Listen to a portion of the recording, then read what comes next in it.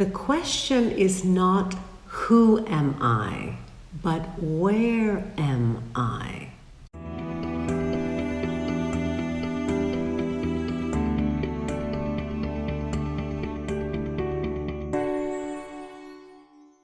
Know thyself. It's a very difficult question, obviously, and has been posed since ancient times when Socrates taught this method of self-awareness and self-reflection.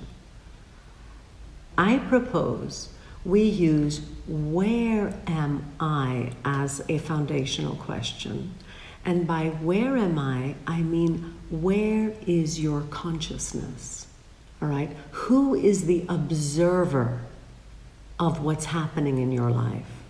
Who is the observer of your thoughts? And instead of asking who, you say, where is the observer?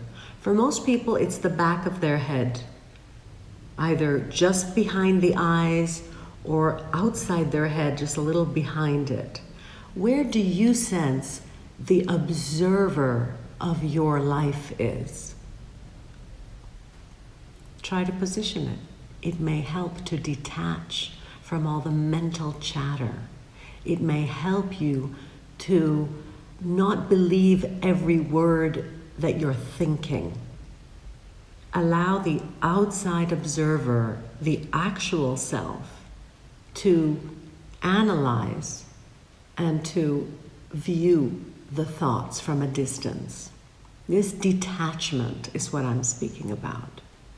And in doing that, you'll open up to even higher levels of awareness, which is who is observing the being, the sense of consciousness. Who is observing that? So you step up one level and you get to a higher level of self-observation and self-identification. So you're moving up levels of consciousness as Plato taught. In this way, you will free yourself from ego. How are love and consciousness related?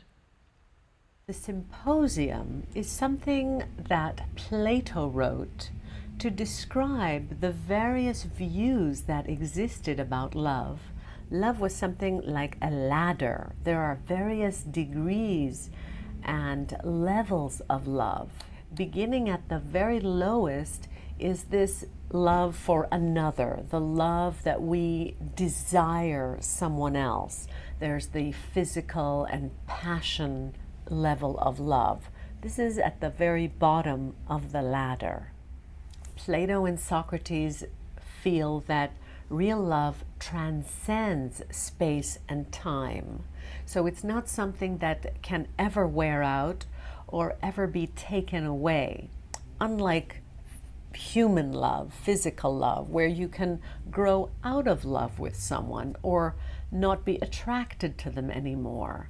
So real love for Plato and Socrates is something that is, as I said, beyond space and time. The real love of Socrates, he says, is an everlasting loveliness, which neither comes nor goes, which neither flowers nor fades. So it's an eternal, if you like, divine level love.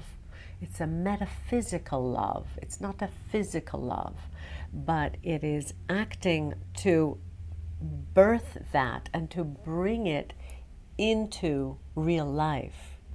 And this will connect you with an everlasting love. I think the Christians took that on, and this is what we call agape. Agape. Some people pronounce it agape or agape, is a divine love and being a channel for that and sharing it. And that's when you'll really be in love. It's the kind of love that is eternal. You will never feel alone. You will never feel separated, because you will be a channel of agape, something that is much more permanent and universal, untouchable. So it's the love of higher ideals and working on those ideals and putting them to practice because you are in love with the world and you want to make the world an even better place, to make it worth living. In other words, you love humanity, you love people, all people, and you want to make a more just society. So you contribute to this more just and more beautiful society by channeling or birthing beauty, love, wisdom in all forms, whether it be through art, through architecture, but more importantly through laws and helping society to be more just. And that includes being someone who participates in democracy, participates in public life. So you are contributing, giving back and elevating, leaving the world better than what you found it. I think what they're saying is to be in love with wisdom, to be a philosopher and acting on that philosophy to help bring about a better world. Dedicating your life to improving the life of yourself and others and making the world a more wonderful place.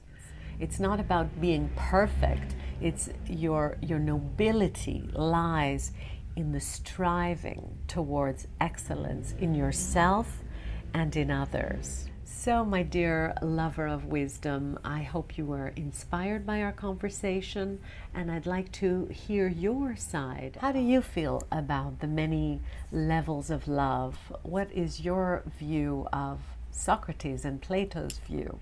And if you like this video, please share it with your friends. I just want to take a moment to thank you, my dear patrons, from patreon.com, for any support that you offer my work. Take care. This is Alkistis, and I hope to see you next week.